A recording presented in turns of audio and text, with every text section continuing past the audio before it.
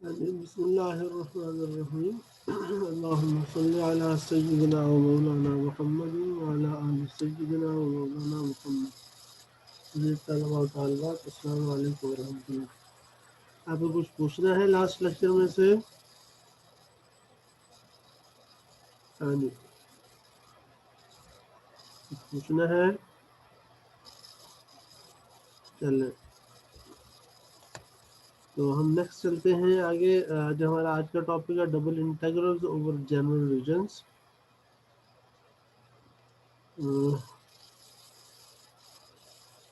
इसमें हमने last lecture में पढ़ा था कि अगर फंक्शन ऑफ टू वेरिएबल उसको डोमेन रेक्टेंगल हो तो हम उस पर फंक्शन को किस तरह से इंटीग्रेट करते हैं।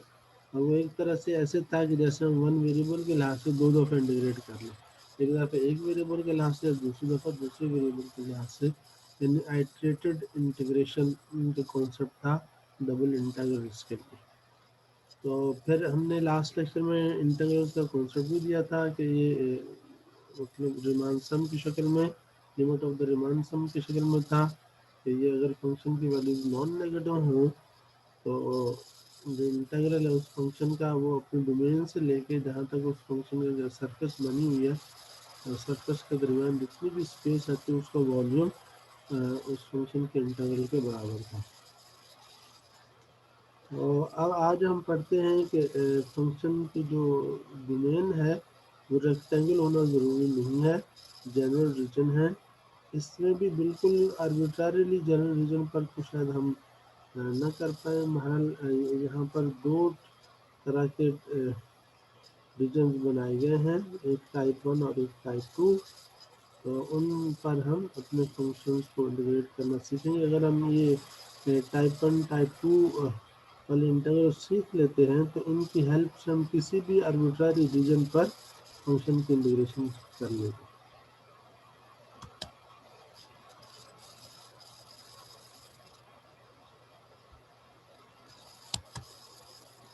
हाँ जी बच्चों, आवाज़ नहीं आ रही?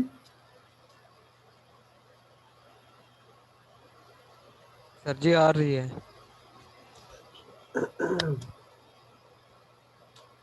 तो इसके लिए ये टाइप 1 रीजन ये वाला है कि जब आपके पास रीजन ऐसा हो कि दो कर्व्स के दरमियान बाउंडेड हो, यानी एक्स आपका ए से बी के दरमियान, एक्स एक वेरिएबल इंटरवल में लाई करता हो और दूसरा वेरिएबल जो वो दो कर्व्स के दरमियान लाई करता हो।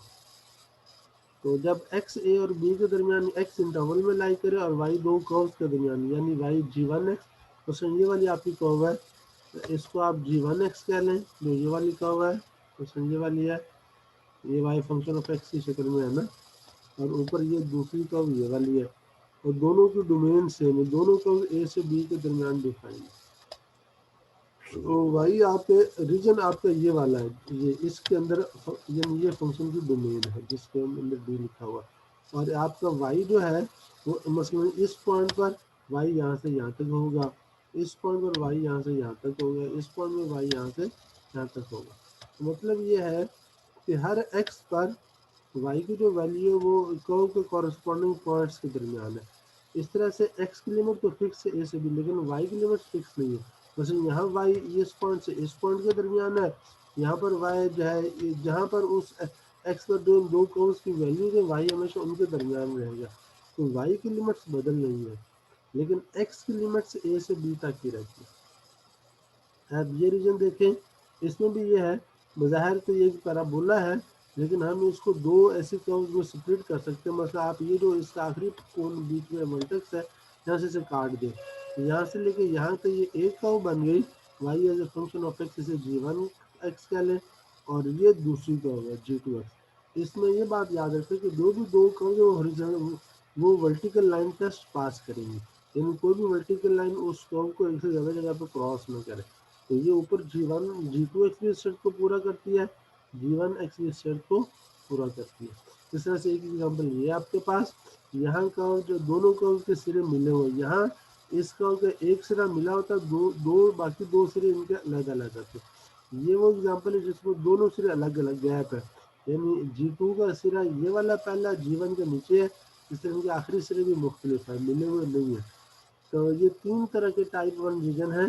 एक ये कि दोनों को दोनों एंड्स पे ना मिली हुई हो, जुदा-जुदा हो, एक में ये कि एक एंड पे मिली दूसरे पे अलग-अलग है, और तीसरी किस्म ये कि जिसमें दोनों एंड पर टर्म्स एक दूसरे को मिली हुई है।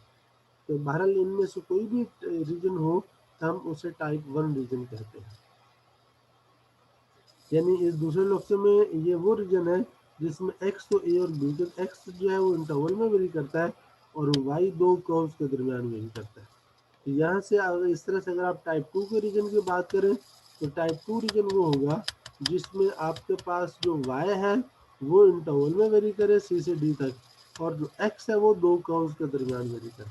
मिसाल के तौर पे ये रीजन आपका एक कर्व आपकी ये वाली है, यानी इसमें इंडिपेंडेंट वेरिएबल आपका वाई है, और एक ये कर्व है, एक्स आपका डिपेंडेंट है। तो यहाँ पर कर्व की जो शराइत है वो हॉरिजॉन्टल लाइंस होंगी। इसमें आपकी ये जो दो कर्व ऐसी होंगी कि हॉरिजॉन्टल लाइन टेस्ट पास करें। क्या मतलब, कोई भी हॉरिजॉन्टल लाइन खींचें तो वो इनमें से हर कर्व को सिर्फ एक ही जगह क्रॉस करे, एक से ज़्यादा जगह पर क्रॉस न करे।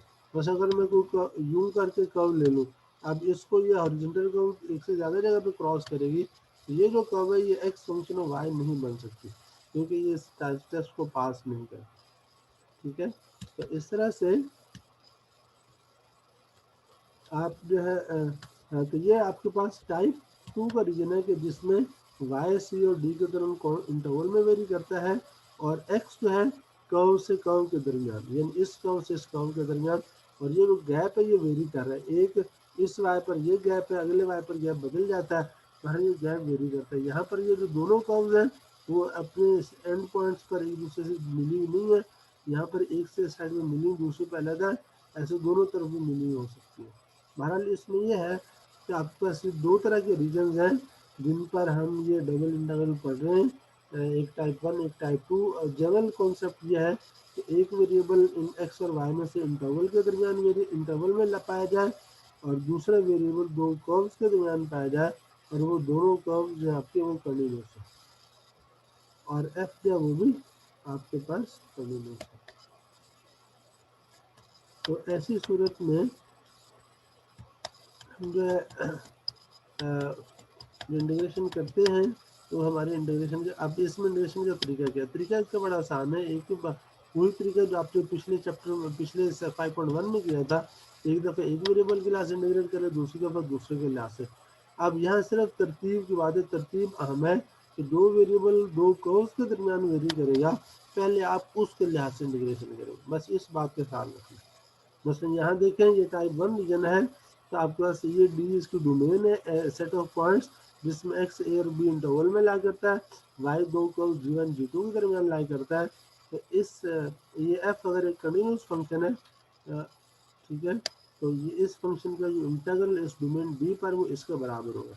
अब इसमें देखें तो क्या है कि आप इसमें देखें तो वाई की वेरिएशन दो कर्व्स के दरमियान है, तो आप पहले एफ को वाई के लिहाज से इंटीग्रेट करेंगे, और यहाँ पर जो लिमिट्स है आपकी वो वाई की लोअर लिमिट G1x है, वाई की अपर लिमिट G2x है।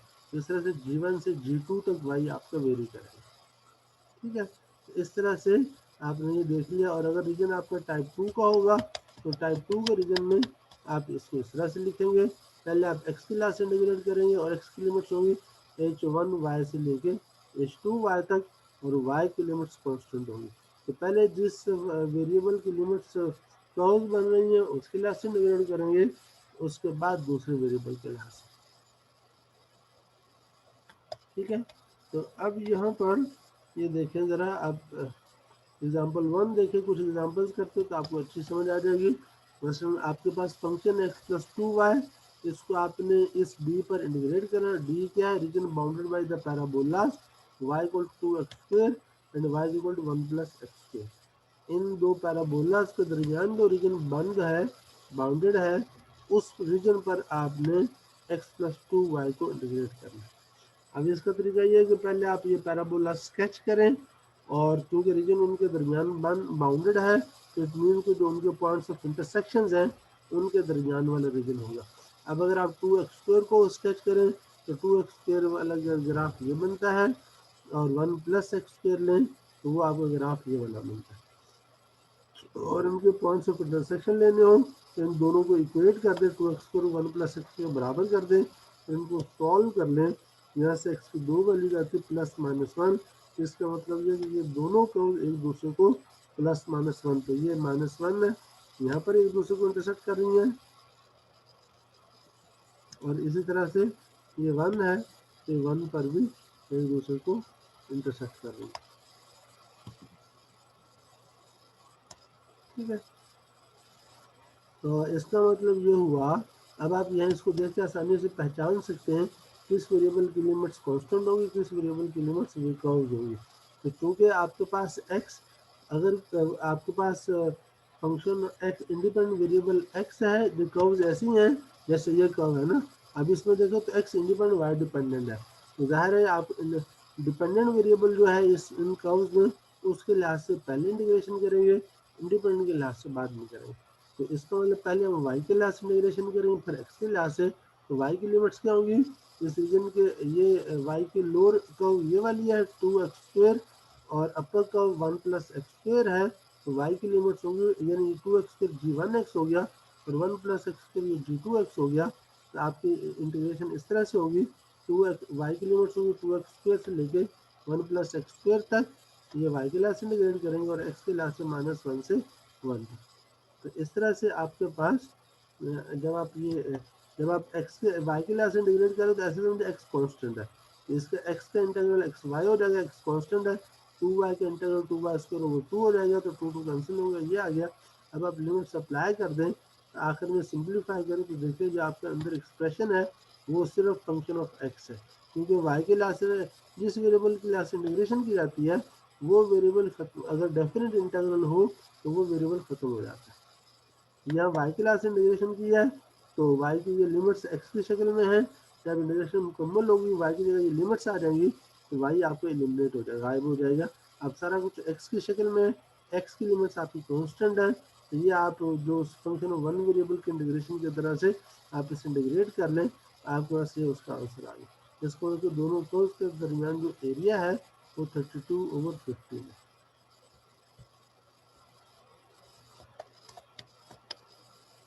मैं सॉरी एरिया कह रहा हूँ, आपके जो हाँ सॉरी, ये जो 30 और फिटिंग ये वॉल्यूम है, यानी ये डोमेन है। इस डोमेन पर अगर आप इस फंक्शन x + 2y के ग्राफ स्केच करें तो उस ग्राफ सरफेस और इस रीजन के दरमियान जो स्पेस आती है उसका वॉल्यूम ये आएगा। लेकिन ये तब है जब फंक्शन आपको नॉन नेगेटिव हो, और फंक्शन आपको x + 2y तो ये नॉन नेगेटिव ही है। नहीं जस्ट अ मिनट, इधर आपके पास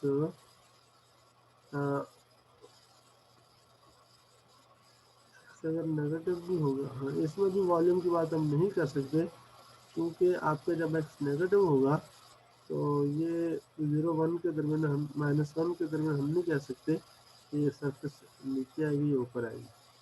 जैसे अगर आप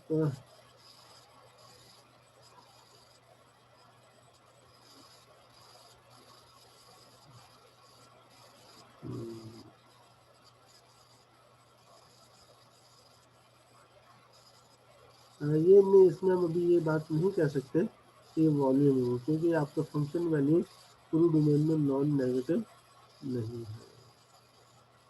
उसमें अगर आपका x नेगेटिव हो और x जो है उसका मैग्नीट्यूड 2y से बड़ा हो, और x खुद नेगेटिव हो, तो फिर एक्सप्रेशन नेगेटिव हो जाएगा ना, x नेगेटिव और उसका मैग्नीट्यूड 2y से बड़ा। आपकी जो ये कर्व है, ये वाली कर्व, इस पर तो आपका जो x है तो 5/2 के तो रूट के बराबर है। जब आप ऊपर जाते हैं तो उस ऊपर जाएंगे तो ये x से बड़ा हो जाएगा, तो जब ये x से बड़ा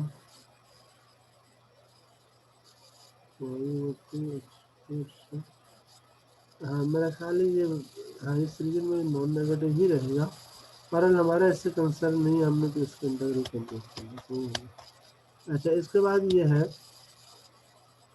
कि आप जब भी ये डबल इंटीग्रल कंप्यूट करते हैं तो ये वो कह रहे हैं कि आपने डायग्राम जरूर बनानी है। डायग्राम बनाएंगे तो आपको पता चलेगा कि लोअर लिमिट कौन सी लेनी है और अपर लिमिट कौन सी लेनी है, ठीक है।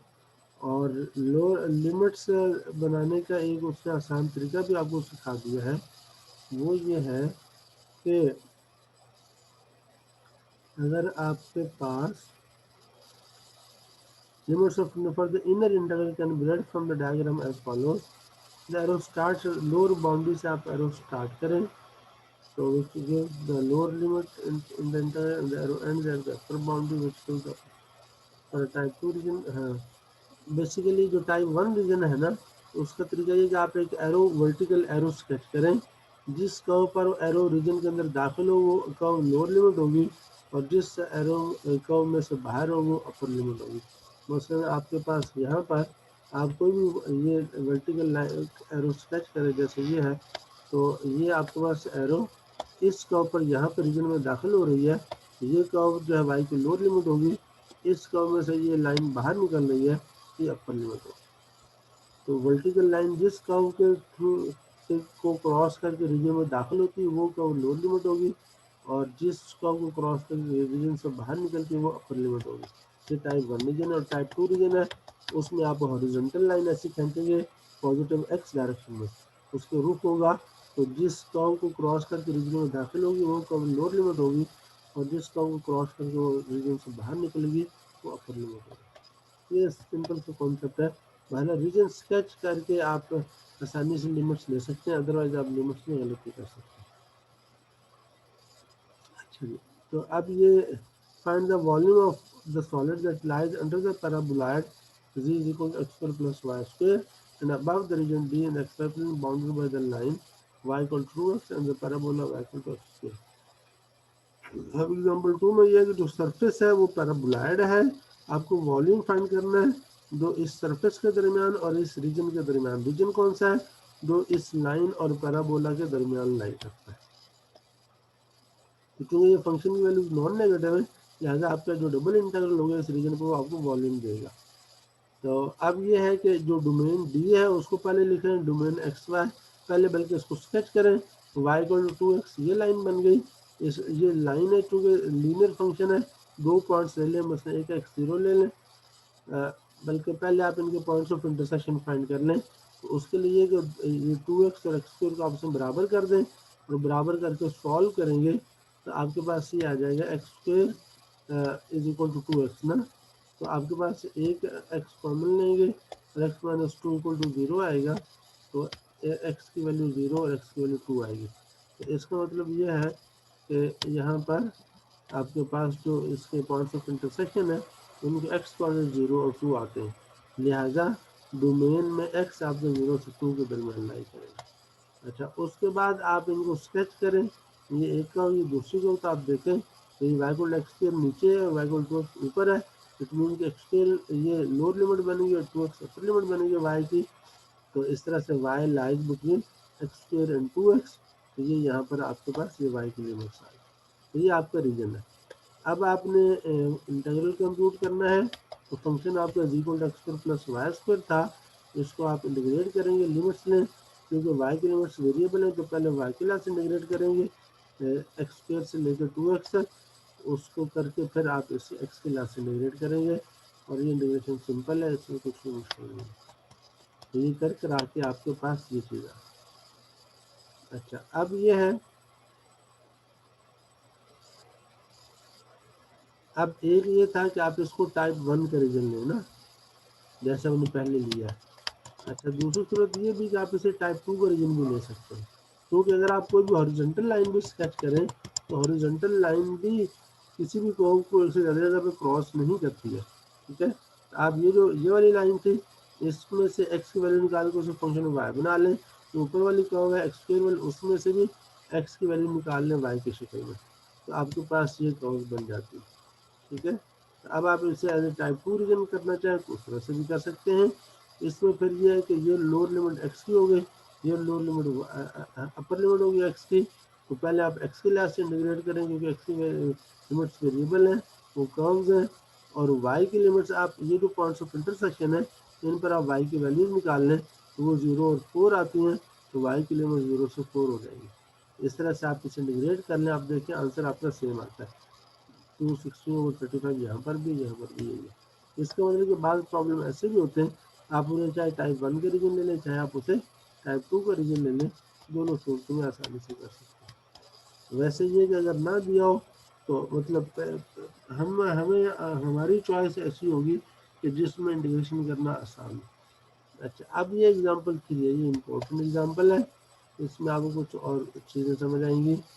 ये आपका फंक्शन एक्स वाई है, आपने इसे इंटीग्रेट करना है, डोमेन इसकी ये है, ये लाइन वाई को एक्स माइनस 1 और parabola y square is equal to 2x plus 6।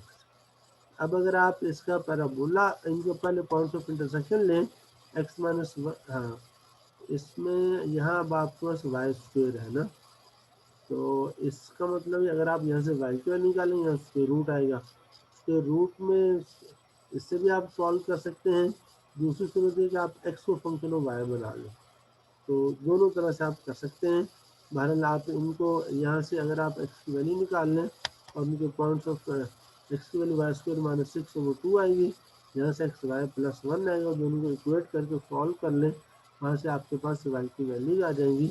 Y की वैल्यू इन्होंने इतनी है वो -2 से 4 आती है। ये वाई की लिमिट्स कॉन्स्टेंट हो गई और एक्स की लिमिट्स वेरिएबल हो गई। एक्स की एक ये लाइन हाँ, अब अगर जब आप इन्हें स्केच करेंगे, इस कर्व को भी स्केच करें, इसको भी स्केच करें, इनका स्केच ये बनता है, ये लाइन बनती वाई इक्वल एक्स माइनस 1 और ये जो कर्व है ये बनती आपके पास वाई,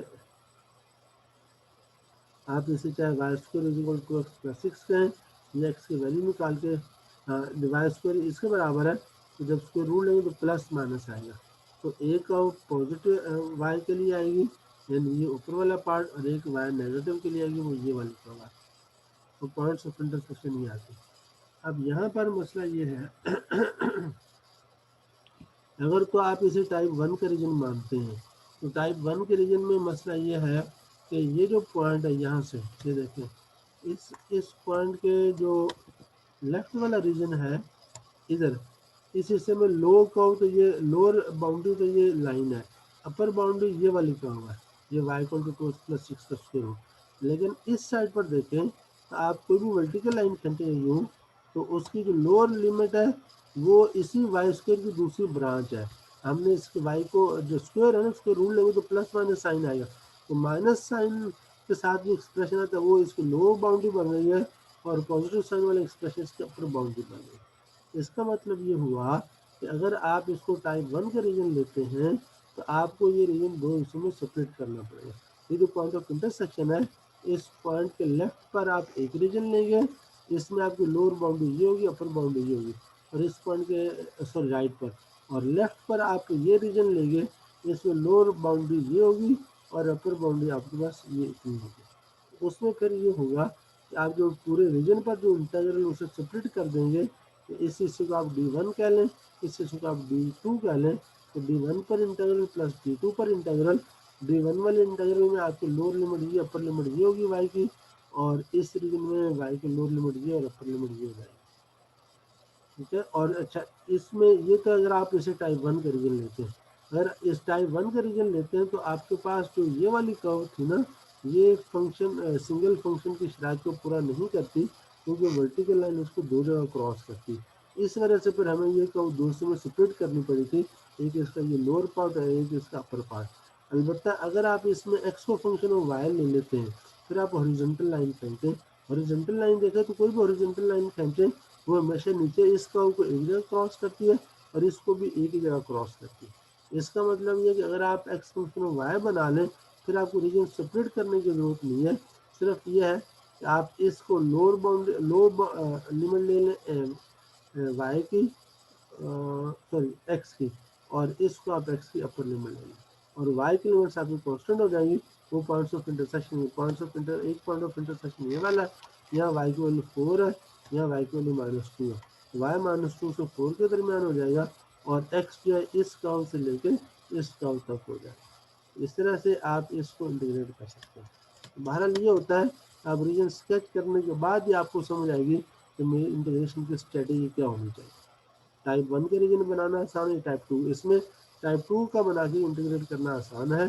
टाइप 1 के लिहाज से करने में आपको रीजन स्प्लिट करना पड़ेगा 2 हिस्सों में, और स्प्लिट करने में जो है वन वेरिएबल में तो आप प्रॉपर्टी पढ़ चुके हैं कि अगर एक इंटरवल पर इंटीग्रल है, आप इंटरवल को 2 से बांट दें और सब इंटरवल पे इंटीग्रेट करके ऐड कर लें तो वो पूरे इंटरवल पे इंटीग्रेशन के बराबर होता है। यहाँ पर भी आप रीजन को स्प्लिट कर सकते हैं, लेकिन जो प्रॉपर्टी स्प्लिट करने वाली वो अभी आपने पढ़ी नहीं, वो इसी सेक्शन में आगे आ रही है। तो चूंकि अभी आपने वो प्रॉपर्टी पढ़ी नहीं तो आप अप्लाई नहीं करेंगे, लिहाजा इस सूरत में बेहतर यह है कि आप टाइप 2 का रीजन इसे समझ के इस तरह से इंटीग्रेट कर लें, स्प्लिट करने के चक्कर में न रहें। लेकिन बहरहाल स्प्लिट करने की स्ट्रेटेजी मैंने आपको बता दी, ये की हुई है स्प्लिट वाली स्ट्रेटेजी। आप टाइप 1 रीजन को 2 हिस्सों में करके, ये पहला हिस्सा हो गया और ये आपका दूसरा हिस्सा है। पहला हिस्सा जो इसमें लोअर लिमिट जो है वो उसी कर्व की एक ब्रांच है और अपर लिमिट उसी कर्व की दूसरी ब्रांच है। और टाइप 2 में ये लाइन आपकी लोअर लिमिट है और ये अपर वाली ब्रांच इसकी अपर लिमिट बन जाए। चलिए बाहर अब एग्जाम्पल 4 पे चले जाए। Find the volume of the tetrahedron bounded by the planes. तो ये आपके पास ये सारे प्लेन्स हैं। बेसिकली ये जो प्लेन है ये एक तरह से आपकी सरफेस है और ये जो प्लेन है ये उसकी बाउंड्री बना रहे हैं z0 और x0 और x equal to 2y। z0 का मतलब क्या हुआ कि आपके पास जो प्लेन है वो xy प्लेन है, xy प्लेन पे z0 होता है और x0 का मतलब yz प्लेन है। यानी इस रीजन की एक बाउंड्री xy प्लेन है, दूसरी तरफ से एक बाउंड्री इसकी yz प्लेन है और तीसरी बाउंड्री इसके x इक्वल टू 2y, इसमें भी z फ्री है। x टू 2y में z फ्री का मतलब ये है आप पहले एक लाइन खींचे एक्स प्लेन में x 2y और इस लाइन के पैरेलल लाइंस खींचते जाए जिसमें z की हर वैल्यू चले, तो ये आपका ये प्लेन बन जाता है ना, एक x इक्वल 2y जिसमें z फ्री है, ये आपका से पूरा प्लेन बन जाता है। तो एक बाउंड्री ये प्लेन बनता है और जो चौथी बाउंड्री है वो ये वाला plane z equal to 2 minus, और वो आपके पास ये देखेंगे इसके फेसेज है, ये वाला जो फेस है ये वाला फेस ये x इक्वल 2y है, बॉटम फेस आपका z0 है और ये स्लांट फेस जो है ये वाला है और इन दोनों की बैक पर जो yz प्लेन का फेस है। अब आपने इसका वॉल्यूम फाइंड करना है। इसका मतलब ये है कि आप अगर अपना डोमेन ले लें, ये जो ट्रायंगुलर रीजन नीचे एक्स-वाई प्लेन में आ रहा है इसको, और ये आपकी सरफेस होगी जी, इस सरफेस और ये जो नीचे प्लेनर पैच है इसका बॉटम फेस है, इसके दरमियान जो रीजन आता है वो ये टेट्राहेड्रन है। इसका वॉल्यूम आपने लेना है, इट मीन कि आप इस सरफेस को इस नीचे वाले ये जो ट्रायंगल आ रही है एक्स वाई प्लेन के अंदर आप इस पर इसे इंटीग्रेट करें, ये वाले रीजन। तो यहाँ अब इस ट्रायंगल की बाउंड्रीज क्या बनेगी, इसके आपके पास अगेन अब ये आप इसको इस तरह से लेते हैं। एक सूरत ये है कि आप इसमें इंडिपेंडेंट वेरिएबल इसको उन्होंने नीचे अलग से भी स्केच कर दिया, ये आपके पास अलग से स्केच किया इसकी बेस को, डोमेन खाली डोमेन अलग से स्केच करें तो उसमें सहूलत होगी। इस ट्रायंगल के जो एक एज है वो ये वाला प्लेन बनता है ना, y इक्वल टू एक्स वाला, एक्स इक्वल टू वाई वाला, यहाँ से y निकालेंगे तो y equal to x two हो जाएगा, ये आ गया। दूसरा जो है आपके पास ये एज है ये वाला, इसमें ये है कि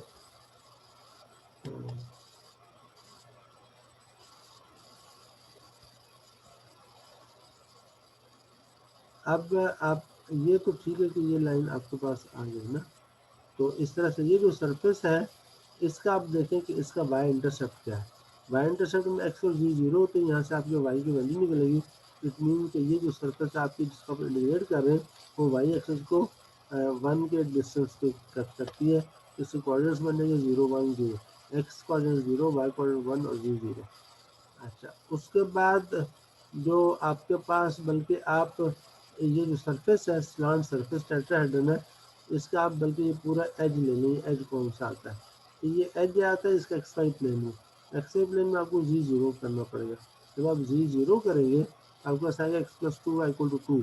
ये जो एज है इसकी कोई बनती है x plus two y equal to two, और यही एज, एक एज इसका ये आ रहा है वाई एक्सिस के ऊपर, एक एज इसका ये वाला आ रहा है, और एक एज ये वाला आ रहा है। ये वाला जो एज है ये x plus two y equal to two है, इस सरफेस के ग्राफ से आया, तो उसमें ये एज ये वाला लिया x plus two y equal to two, ये as x equal to y, और ये जिसका वाई एक्सिस के ऊपर आ रहा है। अब आपने इसको डोमेन लेनी है। अब आप चाहें तो अब अगर आप इसको टाइप टू रीजन बनाना चाहें तो ये बना सकते हैं। टाइप टू रीजन में बनाना होगा तो आपके पास ये यहाँ से रीजन, अगर आप हॉरिजॉन्टल लाइन बनाते हैं ये यूँ आती है ना, तो यहाँ से इस एक्स वाई एक्सिस से एंटर होती है और इस एज से बाहर निकलती है। लेकिन आपके पास ये जो ट्रायंगल है फिर इसको आपको दो हिस्सों में स्प्लिट करना होगा, आधी आधी लेनी पड़ेगी, और बाकी ये जो आधी है इसमें आपको फिर चूँकि इसमें इसकी अपर बाउंड्री बदल जाती है, इस हिस्से में लोअर बाउंड्री वाई एक्सिस है, अपर बाउंड्री ये एज है, ये वाला जो रीजन है इसमें लोअर बाउंड्री वाई एक्सिस है, अपर बाउंड्री ये एज है। अगर आप इसको टाइप टू का रीजन बनाते हैं, जबकि इसके मुकाबले अगर आप इसे टाइप वन का रीजन